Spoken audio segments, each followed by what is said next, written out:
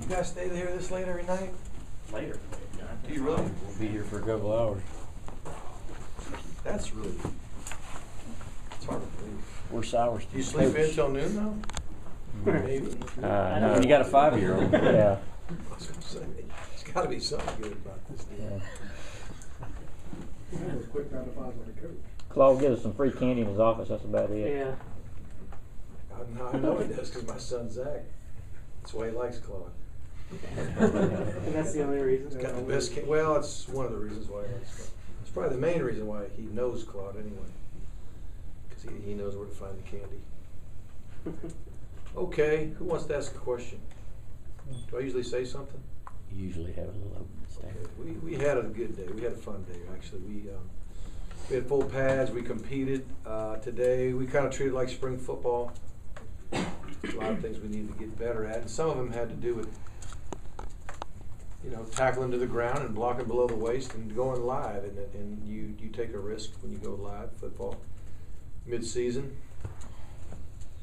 But since we weren't going to compete this Saturday, I wanted to compete one time this week, and I wanted to get better at certain fundamentals. So we went ahead and scrimmaged a good bit today. And the recap was in team run. I think the defense won team run. The offense won pass skeleton out in the field. The defense won pass skeleton in the red zone. Then we went to then we had 2 red zone drives, and the offense won both of those. So by then they had a 1-point lead. And then when we went to the 1-minute drill, the number 1 defense beat the number 2 O, which made it a tie. And then the last drill of the day was the number 1 O versus number 2 D on a 1-minute drill. They had 60 yards of drive, 1 minute, 1 timeout, needed a touchdown. So the offense had the ball on about the 6-7 yard line going in with 5 seconds to go, last play of the game. The defense won it. So, but it was good. It was great competition. Came down to the wire. I think the guys enjoyed it. I know I enjoyed it a lot better than a normal practice. So I'm ready to answer your questions. So taking a risk, everybody can help. Well, we did pretty good. We had a little. It was kind of a. I'm not going to say who because I don't give injury reports, but you guys will probably never figure it out. You'll go crazy over this one, but no. One of the guys got stepped on the back of his foot on his Achilles, and I thought it was an Achilles injury that was kind of a pull or a pop or whatever, but it was just got stepped on. So that's, and I think my guess is that person will be able to practice by Monday. And then another guy, I'm not going to tell you his name, but he had he dislocated his finger, and he was not a quarterback. Receiver? He was not a receiver. So he was a guy that usually doesn't catch the ball, so I don't think it'll be too bad. But overall, it was nothing serious. Mark, were you concerned with how much Aaron had to deal with this week, just with this family issue? Well, sometimes there's never a good time to hear about your father having a situation like that, but it does help you get everything else in perspective. Whether it was, just the game itself, or what happened after the game, I guess, to his home. Those things seem like they're kind of bad. You might get a little bit down about that kind of thing, and then when you hear the type of news you hear about his father, I think in some ways it probably helped him just realize that, hey, football is really important, and it is important to us and to him. But it still kind of pales in comparison to the health of your father. So I guess if you're going to hear some news like that, it probably in some ways helped him. It'll probably help him get over what happened with the South Carolina game and move on. Be thankful. We're at the midpoint of the season, obviously, and it's job of us a lot of times to assess things at this point, your halfway Sure. point. One of the most difficult things to just judge is just job coaching is doing that. The fact that you guys have lost a game at all, if you're not perfect, Right. does that mean that the coaching is falling somewhere behind perfect? I mean, how would you evaluate the coaching job you've or got, everything? the coaching, the job you guys have done as a staff? Well, I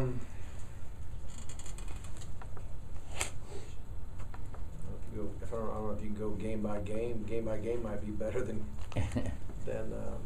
for the entire half of the season or whatever. But overall, I think we've coached pretty well. A lot of really good things have been happening. But when you lose a game the way we did, then you start to evaluate everything. But I don't want to make it too simplistic, but the game did remind me a little bit of our first blackout game against Auburn. It's kind of one of those.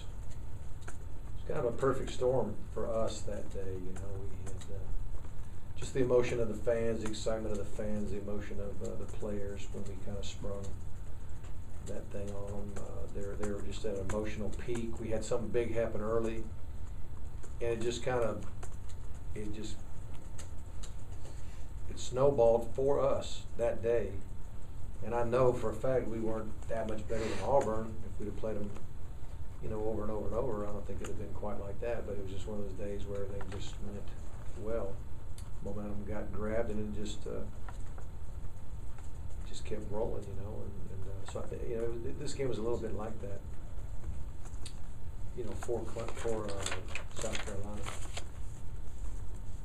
But we had opportunities to make some plays that could have made a difference. I mean, the first pass they threw the game, Rambo squeezes it a little tighter, comes down with it. That's a big momentum play for us, and maybe turn around and score. I don't know. So it just we never got some momentum going in our direction. Tried to gain it. We did drive the field and get down in the red zone, and ended up trying to score a touchdown instead of a field goal, and knowing that a touchdown was going to help a lot. If you could get down 21-7, down 14 at half, and you got the ball coming, that's a good thing to have happen for you when it starts as bad as it did. But I don't know. I guess the best way to answer that question is I think we've got really good coaches and good players, and I think we're still a very good team. I think the future's bright. I was going to follow. Is that your biggest thing, you think, teaching point, coaching point after that game, to put it in perspective that as bad as everything went, it doesn't mean that we're that far below? Oh, yeah.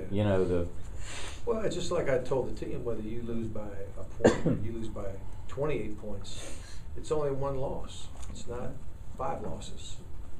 Feels like 3 or 4 losses, but it's only one. And so the way the world works, especially in the Southeastern Conference, the team with the best record at the end wins the East. So there's a lot more football to be played. We've got an opportunity to get back on a winning track, and so we know that not only does South Carolina, but Florida, Tennessee. I mean, everybody's got a bunch of games to play yet. So we just don't know how it's going to shake out yet. So for us, the best thing we can do is correct our mistakes, especially this week, because there wasn't a game to prepare for this week. So we had to assess some things we need to get better at. And as far as coaching, that's what you do. You find out the things that we're just not doing well, or certain players may not be doing well, and put them in a situation to try to improve it. So that's really what today was about when it came to anything having to do with blocking and tackling. The other 2 days, yesterday and tomorrow, can be more from a mental aspect without the physical part of it.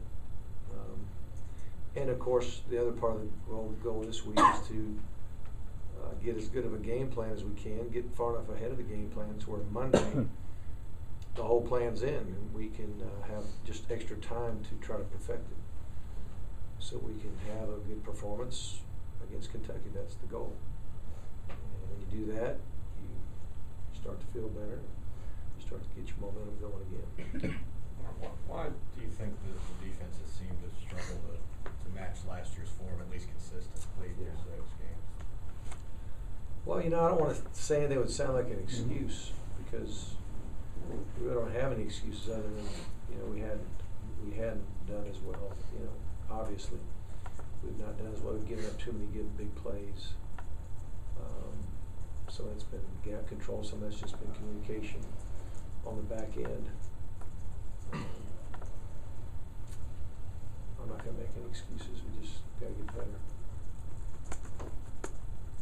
Coach, we haven't seen a whole lot of Ray Drew this year. Is that largely just stemmed from the personnel in front of him and Yeah. just waiting his time? Well, I hope he's not waiting his time. We do want him to compete, and we need Ray to come through for us, and we need Ray to become a really good football player. And I think he's still working on it. He's not to the point where coaches feel like he's earned a lot of playing time. It's just, the bottom line for us as coaches is we want to put the guys in the game that we feel are most ready to play and gives us the best chance to win. So you can't really like a guy more than you like Ray Drew. He's an awesome guy, and he's a good football player, but he's not to the point where he's earned as much playing time as he probably wants at this point. But that's why you keep practicing and keep grinding. So as he's trying to get better, he's hoping for more playing time. If he gets more playing time when he's in there, if he does well, he can earn even more. But if nothing else, he's getting ready for the future, for the rest of his career too. And that's what happens sometimes. I say it a lot.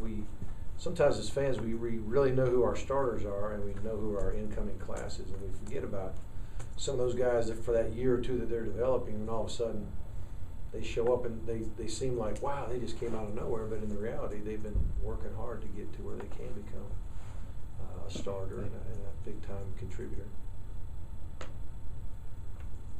Coach, it's not too often that a freshman gets named as a captain. What was the decision to get Josh Harvey called? That was a big deal. That was a big deal. Well, what I do in our first staff meeting back after a ball game, is one of the things I do is I'll ask about captains. And every week our coaches vote on captains based on what happened in the game before. So I'll say offense, what do you think? And Coach Bobo will call out 2 or 3 candidates. Then I'll choose from those candidates. Then I'll ask defense, and then Coach Grantham will name a few names, and I'll choose from that. And then I'll ask for special teams. And the game before this, we actually had no special team captain. I think somebody said maybe Christian Robinson or somebody was the special team captain, but in reality, we didn't have a special team captain that week because not one special team coach piped up about a guy that they thought did a good job. And so anyway, after this last game, I asked about that, and Josh is on 3 special teams, and every single coach that coaches the teams that he's on, they all mention him, doing a good job.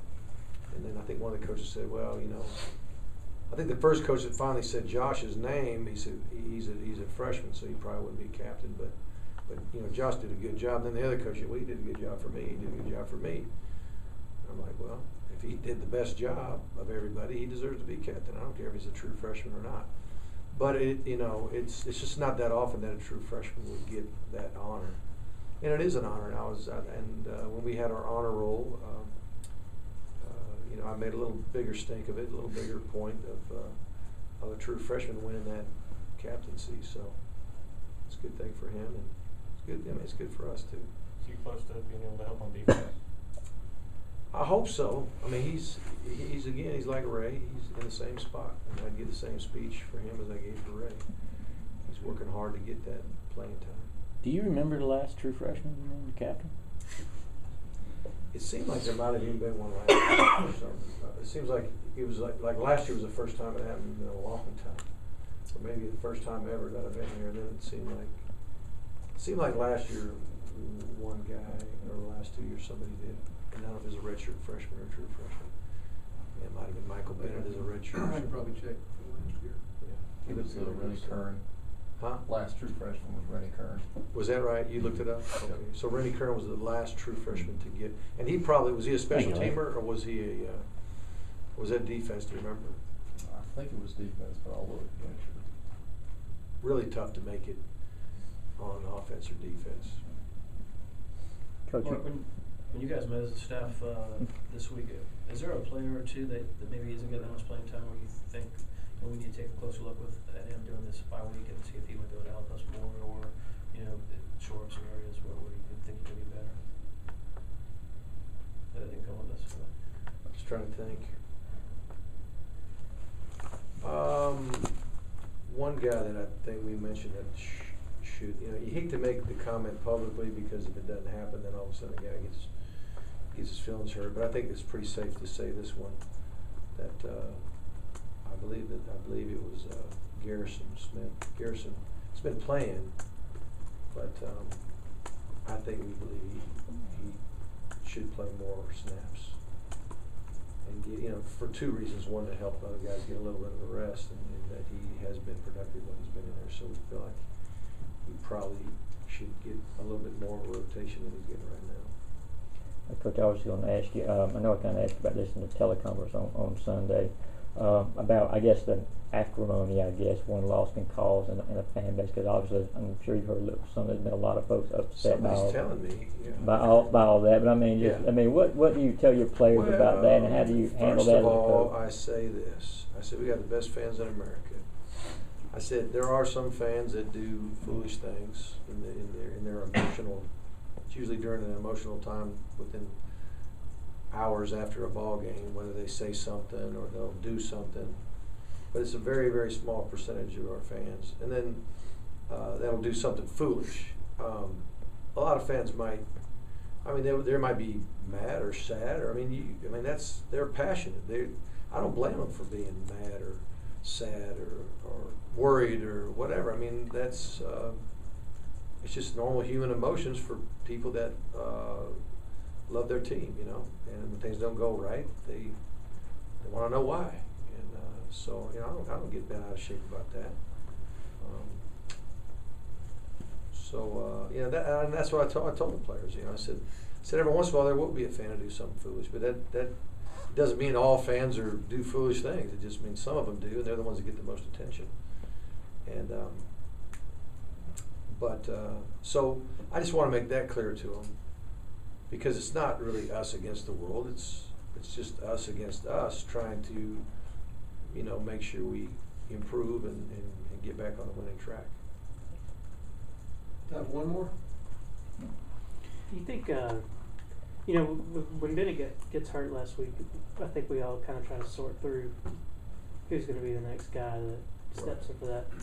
Well, I think Malcolm was obviously one of those guys, but it seemed like Wooten really got a lot more looks than he had in my recent memory. Is he another one of those people that you kind of think? Yeah, well, he will step up, and he has. I'm looking at. I'm trying to picture in my mind the plays. He had a route early thrown to him that was uncatchable, a little curl route. So a ball got thrown his direction there. We had a deep ball where they batted away right at the last moment, just a little bit farther out there. I think Wooten was by him. I think he could have made the play if it had been maybe just 2 feet farther. I think he caught a screen or two and made a nice run on one of them at least. So he just happened to get balls thrown to him, and he's not really playing the position that Michael was playing. Right. But yeah, he just happened. It was one of those games where he had a bunch more balls thrown to him than normal.